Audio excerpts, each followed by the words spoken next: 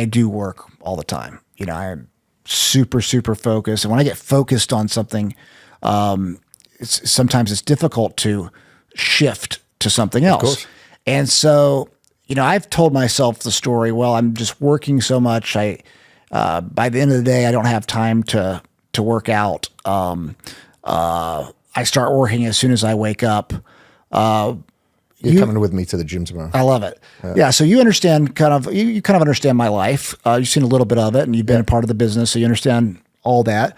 What would you say to someone like me who has worked out, professional athlete in the past, but has a wall that I acknowledge, but I really am having trouble getting around or through the wall? Yeah. What are you going to regret on your deathbed? That you didn't spend more time on you and your life and your lifeline, or building your businesses? Of course, building your businesses is what makes you happy, and it gives you purpose, gives you affirmation. But what's really going to be important? Like, I'm sure you've seen loved ones pass away. Like, I was just at my dad's bedside for like nearly 5 weeks. I think it was 4 or 5 weeks. And it really makes you question things of what's really, really important. Of course, we love our materialistic possession. There's nothing wrong with that. I like wearing my watch. I like driving my car. Makes me feel good. But is that the most important thing? No. It's like, when I look at some food, I'm like, that looks fun, but is the fun food going to heal my future or harm my future? Okay, then I better not have that. I want to feel and heal my future, So I think it's the same sort of perspective, but it's very, very difficult. People who are go-getters that come to me, it's the hardest part is not getting them to do stuff. It's getting them to do less and just being themselves. The thing that I did some years ago, I did a 10-day Vipassana, silent retreat. No eye contact, no reading, no phone. It was just meditation, basically. No communication with anybody. It's meditation from like 5 o'clock in the morning till 8 o'clock in the evening. And that is it. And it's the hardest thing you could ever do. If we're similar, as I think we are, it was so difficult. And after 4 days, you see so many people leave because you have all these thoughts, past thoughts, future thoughts, questioning, anxiety, all surface. And now you have an opportunity to either allow that to control you, or you view it and observe it in equanimity without any judgment whatsoever. But you have to allow it to become to the surface. You get emotional, start crying in there for no apparent reason.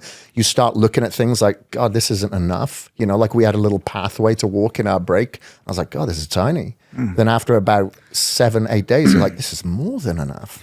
And now you're observing things like the sound of the wind going through the grass that you never noticed before. When I drove to this destination, I didn't really notice anything other than the road. On the way back, I'm looking at the clouds, the mountain. When I went into a gas station, I was like, too much noise, too much light. But then that actually helps you observe your reactions and what's important. And what is important is relationships, people that are dear to us. And, we've been given this vessel that we really should be taking care of, but we're marketed by the outside world to kind of destroy it. Yeah. And, it gives you great perspective to really slow things down. And, if we're having a conversation, you're not thinking about what can I say next, or I'm looking for my phone or whatever.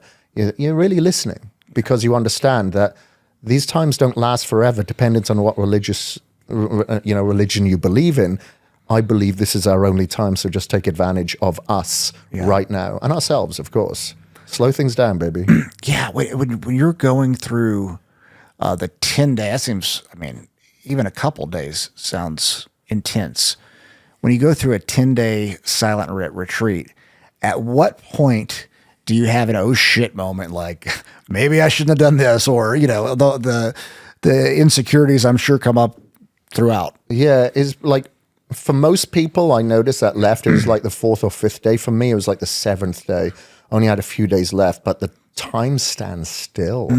Because we're usually distracted with conversation, with meetings, with working out, with listening to music, whatever.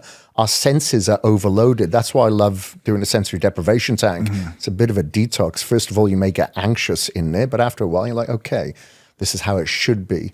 And it was just kind of like that on steroids. But for me, it was the day 7 because there was little time left. But I realized in hindsight, those were the most important days for me because they were the hardest. So day 7, day 8, your time is standing still. So slow. What are you telling yourself, or what are the thoughts that you're trying to keep from convincing yourself? Well, the thoughts were, I'm thinking, God, because I get about 80 emails a day. I'm thinking, how many emails have I got? Even though I've got an autoresponder on there, what's waiting for me out there? Because I've got several businesses, I've got clients, even though they know what's happening for the most part, it doesn't stop a lot of those emails coming in. So you get anxious over that. That's why it's hard to go on holiday sometimes, because you're like, okay, I'm here relaxing, but I know my inbox is just going nuts now.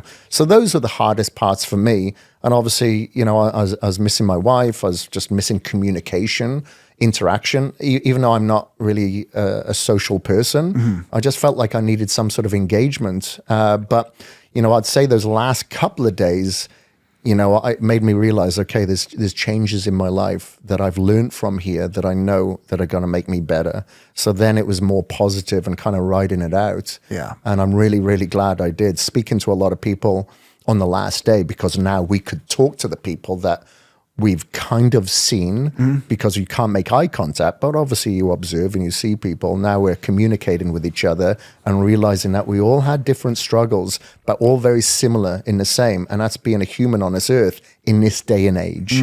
Very, very different to, as you know, what it was 30 years ago.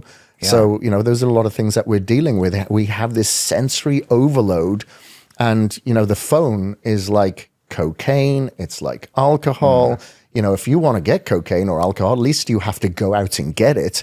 It's here. You've got your socials, you've got your emails, you've got your Amazon, you've got your streaming. It's all here. And it's just creating this sensory overload with dopamine that is allowing, draining that dopamine level, where we're just becoming depressed and becoming addicted. And it's just not good for our human engagement with other people or ourselves. Yeah. I wonder what it's going to be like, in 20 or 30 years. When you have kids that grew up on their phones, or even in 10 years,